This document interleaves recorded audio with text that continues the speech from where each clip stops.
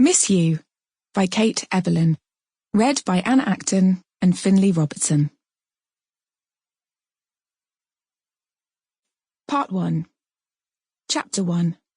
August 1997. Tess. In the kitchen at home there was a plate that Mum bought on holiday in Tenerife, with a hand-painted motto: "Today is the first day of the rest of your life." It had never registered with me any more than Dad's trophy for singing, or the New York snow dome my brother Kevin sent over one Christmas. But that last day of the holiday, I couldn't seem to get it out of my head. When I woke up, the inside of the tent was glowing orange, like a pumpkin lantern. I inched the zipper door down carefully so as not to wake Dol, then stuck my face out into dazzling sunlight. The air was still a little bit shivery, and I could hear the distant clank of bells. I wrote the word plangent in my diary with an asterisk next to it, so I could check it in the dictionary when I got home. The view of Florence from the campsite, all terracotta domes and white marble towers shimmering against a flat blue sky, was so like it was supposed to be. I had this strange feeling of sadness, as if I was missing it already.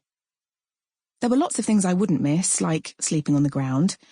After a few hours, the stones felt like they're growing into your back, and getting dressed in a space less than 3 feet high, and walking all the way to the shower block, then remembering you've left the toilet roll in the tent. It's funny how when you get towards the end of a holiday, half of you never wants it to end, and the other half is looking forward to the comforts of home. We'd been interrailing for a month, down through France, then into Italy, sleeping on stations, drinking beer with Dutch boys on campsites, struggling with sunburn in slow, sticky trains. Dol was into beaches and Bellinis. I was more maps and monuments, but we got along like we always had since we met on the first day at St. Cuthbert's, age 4, and Maria Dolores O'Neill, I was the one who abbreviated it to Dol, asked, "Do you want to be my best friend?" We were different, but we complimented each other. Whenever I said that, Dol always said, "Oh, you've got great skin," or "I really like those shoes." And if I told her it wasn't that sort of compliment, she'd laugh and say she knew, but I was never sure she did. You develop a kind of special language with people you're close to, don't you? My memories of the other places we went to that holiday are like postcards.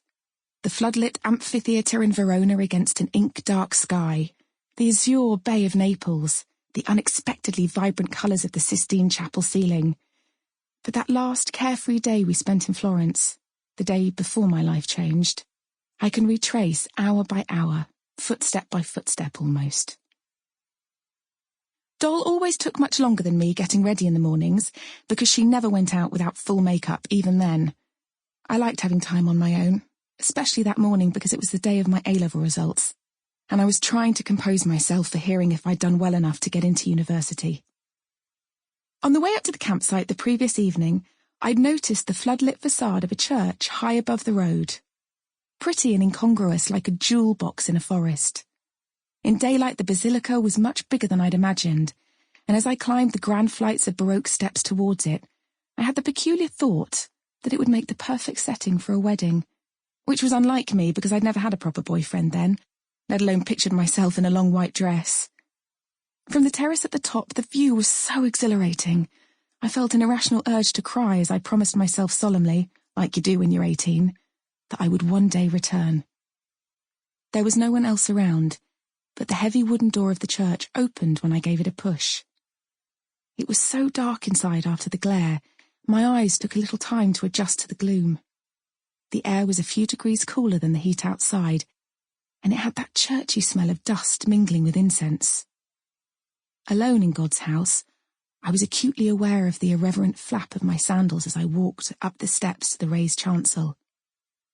I was staring at the giant, impassive face of Jesus, praying that my grades were going to be okay, when suddenly, magically, the apse filled with light. Spinning around, I was startled to see a lanky guy, about my own age, standing beside a box on the wall where you could put a coin in to turn the lights on. Damp brown hair swept back from his face. He was even more inappropriately dressed than me, in running shorts, a vest and trainers.